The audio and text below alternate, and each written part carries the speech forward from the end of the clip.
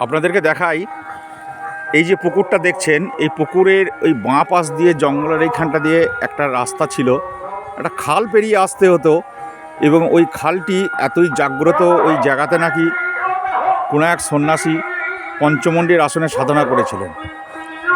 হাঁটু সমান একটুখানি খাল পেরোতে গিয়ে জানা যায়, বাবা সেটা বলেছিলেন, গুরুদেব স্বামী অভয়ানন্দ গিরি, যে ওই খালটা পেরিতে গিয়ে সেই ভদ্রলোকের ক্যামেরাটি যে পড়ে গিয়েছিল সে আজও খুঁজে পায়নি। এতই মাহাত্ম্যপূর্ণ জায়গা, ওই জায়গার ওপর দিয়ে লোকজন পার হতো না।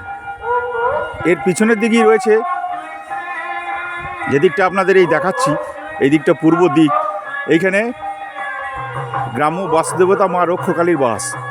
আপনাদেরকে পরে নিয়ে গিয়ে দেখাবো।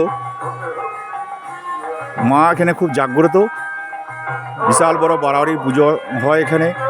এই গ্রামে আর এক বাস্তুদেবতা আছেন, তিনি হচ্ছেন নারেশ্বর, যার নাম অনুসারে নারুগ্রাম।